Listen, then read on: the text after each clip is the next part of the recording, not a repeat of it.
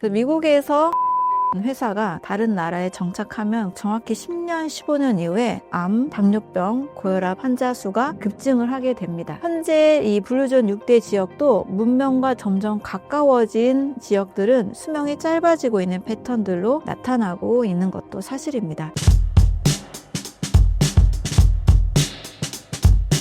자연식을 먹고 꾸준히 운동하는 것이 무병장수의 전부가 아닌 이유는 무엇인가요? 제가 이제 블루존 책을 번역하는 그 시기에 함께 공부했었던 학문이 하나 있는데요. 이제 국제생활습관의학입니다. 국제생활습관의학에서는 총 6가지를 중심으로 학문의 체계가 마련이 됐습니다. 생활습관이라는 것은 개인의 몫이기 때문에 그동안 어떤 이제 의료의 분야, 학문의 분야가 아니었던 게 사실이죠. 하지만 생활습관으로 인해서 암이나 고혈압, 당뇨, 심혈관 질환 이런 만성 질환이 온다라는 것은 누구나 공감하실 겁니다. 알약 하나로 해결이 안 되잖아요. 그래서 생활 습관에 의해서 요즘은 대부분의 질병, 만성 질환, 대사 질환으로 많은 분들이 고통을 겪고 있기 때문에 생활 습관에 주목하게 되고 이 국제생활습관의학이 약 20년 전에 미국에서 태동을 하게 됐는데요. 재미있는 사실은 세계 5대 블루존에 속했던 로마린다의 지역의 의과대학에서 생활습관의학이 또 태동하게 됐습니다. 블루존은 생활습관의학의 어떤 하나의 또 증거로 결과로 보여주기도 하는데요. 이 생활습관의학에서도 총 6가지를 핵심 건강의 요소로 이야기를 합니다. 첫 번째는 식물성 식단이고요. 그 다음에 운동, 수면, 그리고 스트레스 관리, 그 다음에 위험물질 회피, 마약이라든지 술이나 담배 같은 그런 독소 물질을 좀 피하는 이런 방법들을 이야기하고 있고, 마지막 6번째가 긍정 심리와 사회적인 연결감입니다. 긍정적인 마음, 누구나 중요하다 알고 있지만 이거를 의학에 그렇게 크게 비중을 두는 일이 현대의학에서는 사실 많이 없기는 하죠. 사회적인 연결감, 내가 누군가와 연결되어 있고 소속감을 느끼는 상태, 이것이 생활습관의학에서도 또 블루존의 9가지 장수의 이 법칙 안에도 다 포함이 되어 있습니다. 그래서 제가 암 환자분들을 만났을 때도 채식 위주로 100% 다 좋은 식사를 하고 있음에도 불구하고 심리적으로 계속 불안감을 느끼고 있고 그 암이 재발되거나 전이되지 않을까 불안감과 여전히 스트레스를 받는 그 환경과 성격 같은 요소들이 있잖아요. 이런 것들이 전혀 바뀌지 않은 상태에서는 암이 또 재발되는 경우도 많이 있습니다. 따라서 자연식만 먹는다고 운동만 한다고 해결되는 게 아니고 생활습관의학과 또 블루존의 파워9 9가지 규칙을 통해서 결론을 내리자면 내가 어떠한 삶을 어떻게 살고 있는지, 나의 삶의 가치관, 그리고 같은 가치관을 가진 사람들과의 어떤 소통들, 사회적인 연결감, 유대감, 그리고 많이 웃고 많은 사람들과 대화를 나누고 마음의 행복한 상태를 만드는 것, 이것이 훨씬 더 중요하다고 볼 수 있습니다. 물론 그 음식이 덜 중요하다, 뭐가 더 중요하다, 사실 우열을 가리기 좀 어렵지만 식사를 100% 바꾸고 마음을 바꾸지 않는다면 사실 그렇게 건강한 효과를 보기가 어려운 것 같습니다. 어느 정도는 사실 빠르게 좋아지는 것을 저도 많이 목격을 합니다. 음식만 바꿔도 몸의 상태가 많이 좋아지지만 조금 더 우리가 건강한 삶, 또 암으로부터 완전히 자유로운 삶을 살기 위해서는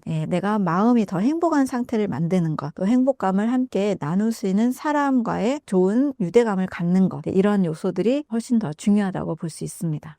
미국인의 기대 수명이 다른 선진국보다 현저히 짧은 이유가 무엇인가요? 전염병으로부터 좀 자유로워진 선진국의 기대 수명이 93세이고 미국인의 기대 수명이 77세로 무려 16년이나 차이가 나는 굉장히 좀 충격적인 이야기죠. 사실 이 블루존을 연구하게 된 이유도 댄 비트너가 미국인이 왜 이렇게 건강하지 않을까? 왜 이렇게 많은 질병에 시달릴까? 또 국가 예산의 의료비 지출이 너무 이제 치명적으로 증가한 이런 현실 속에서 연구가 이제 시작된 거죠. 내셔널 지오그래픽하고 또 미국의 국립노화연구소에 투자로 이제 이 조사가 시작이 됐는데요. 저도 이제 미국에 여러 번 가서 그들의 이제 삶의 패턴을 보면 저렇게 먹고 살면 병 안 걸리기 어렵겠다. 너무 느낌이 와요. 이제 음식점에 가도 편의점 같은데 패스트푸드점 가도 음식 자체가 대부분 우리가 정크푸드라고 알려진 패스트푸드가 너무 많잖아요. 이 패스트푸드의 수출국이기도 하죠. 미국에서 한 패스트푸드의 어떤 회사가 다른 나라에 정착하면 그 후로 정확히 10년, 2015년 이후에 암, 당뇨병, 고혈압 환자 수가 급증을 하게 됩니다. 현재 이 블루존 6대 지역도 문명과 점점 가까워진 지역들은 수명이 짧아지고 있는 패턴들로 나타나고 있는 것도 사실입니다. 그래서 가공식품의 수출국이라고 볼 수가 있겠죠. 그래서 초가공식품, 미국인들의 식단은 SAD라고 해서 스탠다드 아메리칸 다이어트 식단의 주 구성을 보면 57%가 가공식품입니다. 가공식품을 50% 이상 먹다 보니 이제 미국인들의 체형을 보면 주로 이제 길에서 그냥 쉽게 만나는 미국인들의 체형은 굉장히 비만이 심하죠. 뭐 복부 비만 포함해서 거의 날씬한 사람 찾아보기가 한국처럼 쉽지가 않은 정도로 굉장히 많은 사람들이 이제 비만이 심각한 상태입니다. 근데 비만은 비만만 오는 게 아니고 이미 그 전부터 혈관의 문제, 당의 문제, 여러 염증의 문제들을 동반한 상태로 비만이 같이 오게 되기 때문에 다양한 질병에 시달리는 사람들이 너무나 많은 거죠. 뭐 어떤 단어로는 미국을 질병공화국이다라고 표현하고 있기도 합니다. 그래서 첫 번째는 가공식품. 이게 굉장히 심각한 주식으로 먹고 있기 때문에 미국인들의 수명이 이렇게 짧을 수밖에 없습니다. 두 번째로는 좀 저는 중독도 굉장히 심각한 것 같습니다. 담배라는 것도 보면 지금은 이게 뭐 발암물질로 완벽하게 규정이 됐지만 담배는 처음에 의사들이 홍보했던 그런 시절이 있었어요. 가운을 입고 미국의 의사들이 담배를 피는 것으로 건강에 전혀 해롭지 않은 것으로 광고가 많이 되기도 했습니다. 그 외에도 약물 중독이 요즘 우리나라에서도 심심치 않게 유명한 사람들 사이에서 나오고 있지만 이미 미국에서는 심각한 약물 중독이 시작이 된 거고 현재는 뭐 청소년 약물 중독도 굉장히 심각한 상태입니다. 그리고 이런 것들을 이제 해결하기 위해서 심리적인 그런 치료들도 많아지고 있고 뭐 우울증이나 불면으로 인해서 고통받는 사람들도 굉장히 많이 늘어나고 있죠. 이런 어떤 중독, 술이나 담배나 약물 중독, 또 요즘 또 도파민 중독이라는 게 또 생겨났죠. 우리도 많이 겪고 있는 거죠. 이렇게 심각한 중독으로 인해서 몸이 손상이 되고 뇌 건강도 손상이 되면서 몸 전체에 미치는 영향, 라이프 스타일이 아예 건강하지 않은 패턴으로 가는 거죠. 뭔가에 중독이 되면 무절제한 라이프 스타일로 가는 확률이 굉장히 높습니다. 이미 무절제하기 때문에 중독에 빠진다라고도 볼 수가 있겠죠. 제가 항상 이제 질병은 질서가 깨진 거다 이렇게 말씀을 드리는데요. disease라는 것도 is 편안함이 dis 깨진 것, 또 disorder 이것도 order 질서가 dis 깨진 것. 그래서 몸의 질서, 마음의 질서가 깨진 것이 바로 질병이다라고 볼 수 있는데요. 어떤 거에 중독이 됐다는 상태는 몸과 마음의 질서가 모두 다 깨어진 상태라고 볼 수가 있습니다. 그러다 보니 이제 약물을 더 의지하게 되는 형태로 바뀌면서 상당히 이제 치료가 어려운 부분들이 많이 있죠. 또 하나의 요소로는 너무 손쉽게 약을 쓰는 것 같습니다. 제가 이제 미국에서 직접 편의점에 가서 좀 많이 놀랐던 사실은 약국 자체가 거의 들어와 있는 정도로 보일 정도로 약이 굉장히 많았습니다. 우리도 편의점에서 이제 약을 구입을 할 수 있는데 일부 약에 제한이 돼 있잖아요. 우리는 약국을 가야만 더 많은 약들을 구매할 수 있는데 약국의 이 약의 종류들이 정말 어마어마하게 많았고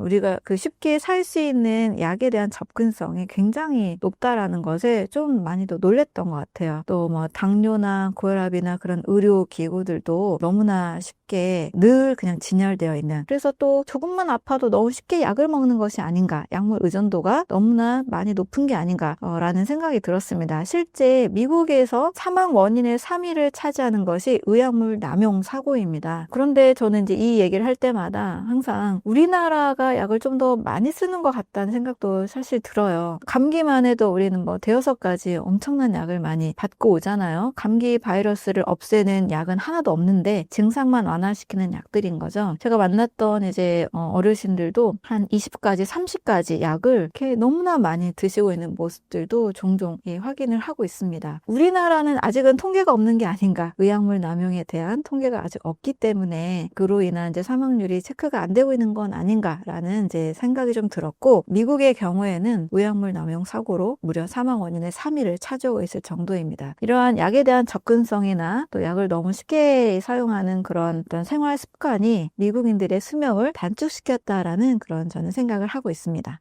무병장수를 방해하는 한국인들의 식습관은 무엇인가요?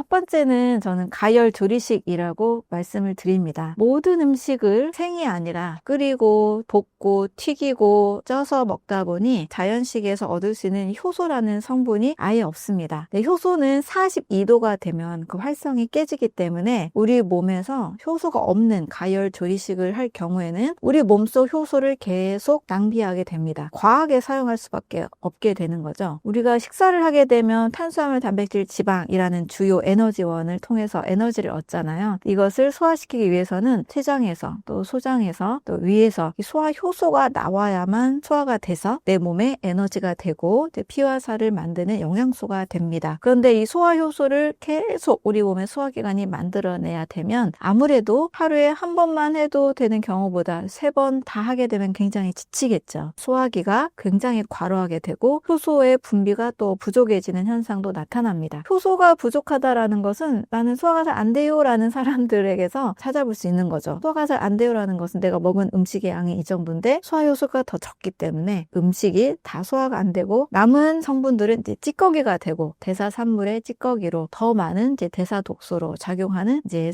썩어 있는 물질이 되는 거죠. 그렇기 때문에 가열 조리식을 지나치게 삼시세끼를 다 한다면 우리 몸의 효소가 고갈이 일어나게 됩니다. 제가 대사혁명 책에서도 썼지만 효소 섭취가 우리의 질병과 건강을 좌우한다라는 내용에서도 보면 이미 당뇨가 있는 상태, 암이 있는 상태, 심각한 비만이 있는 상태의 사람들의 건강 상태를 보면 효소가 다 부족한 상태로 나오게 됩니다. 아밀라제, 프로테아제, 리파제 이런 소화 효소도 같이 부족한 몸 상태가 되는 거죠. 한국인의 음식이 비교적 건강하나 너무 가열 조리식으로 삼시세끼를 다 드시다 보면 빠르게 효소 고갈이 일어나게 되고 다양한 만성 질환에 노출이 되기가 쉽습니다. 두 번째는 국과 찌개 습관이라고 볼 수 있습니다. 국을 드실 때 밥에 말아 드시는 경우도 참 많고 찌개를 같이 드시면 밥을 다 씹지 않고 꿀떡 삼키게 되잖아요. 그러다 보면 이제 위 안에서 췌장이 또 아밀라제를 또 만들어야 되고 치매 소화 효소의 도움을 받지 못하게 됩니다. 또 국물을 많이 먹다 보니까 희석이 되죠. 또 국과 찌개는 소금 섭취량이 굉장히 4배 이상 많아질 수 있는 위험이 있습니다. 소금 조금 넣어서는 맛이 안 느껴지거든요. 우리가 간을 할 때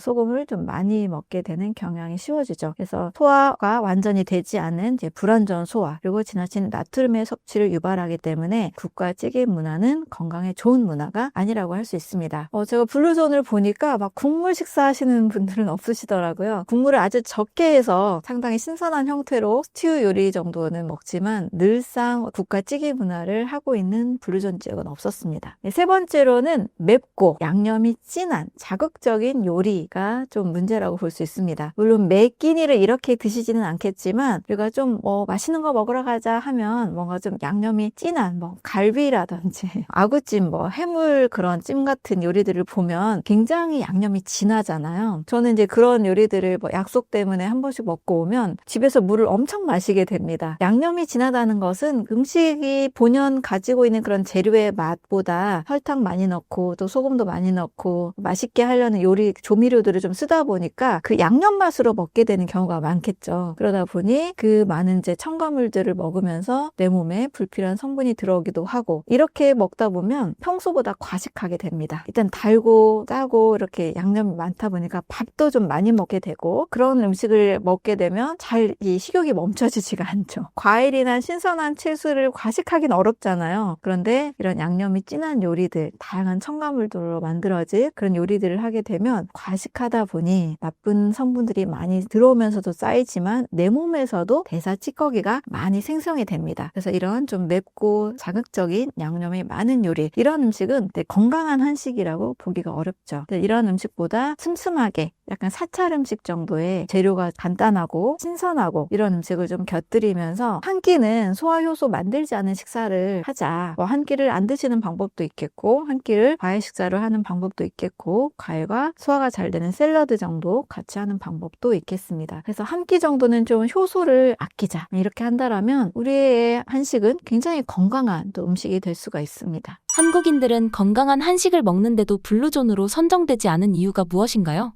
네, 한국은 왜 블루존이 되지 않았을까 참 안타깝죠. 물론 이제 한국 안에도 100세 이상 사는 분들이 또 계시는 것도 사실이긴 합니다만 건강한 지역이 아니다라고 좀 보여지는 요소는 두 가지 정도가 있습니다. 일단 음식 자체가 살아있는 신선한 음식을 단순하게 먹는 것이 더 좋은데요. 한국은 뭔가 밥상을 많이 차려야 반찬도 한 10첩반상 정도는 돼야 이제 손님들에게 좀 초대도 할 수 있고 그런 분위기가 좀 있죠. 또 모든 이제 요리들이 다 이제 소금이나 양념으로 간이 돼 있는 형태가 훨씬 더 많죠. 그러다 보니까 건강하다라는 느낌보다 맛은 있으나 여기서 조금만 더 신선한 정도로 바꾼다라면 반찬도 한 두세 가지 정도 단순하게 그런다라면 또 건강한 한식이 될 수가 있고 또 사찰 음식 정도의 그런 건강한 한식들이 외국에 알려지는 것도 사실입니다. 그래서 좀 반찬 수를 줄인 정도의 한식을 주로 식사를 하고 신선한 음식을 좀 곁들인다면 충분히 뭐 블루존으로서도 손색이 없을 것 같습니다. 그러나 하나는 음식이 아니라 우리의 어떤 바쁘게 사는 문화, 여유 없이 너무 열심히 사는 문화가 블루존에 좀 선정되기 어렵지 않았을까라는 생각도 해보는데요. 어떤 사람들은 여유를 또 가지고 있기도 하지만 대부분의 한국인들 굉장히 급하잖아요.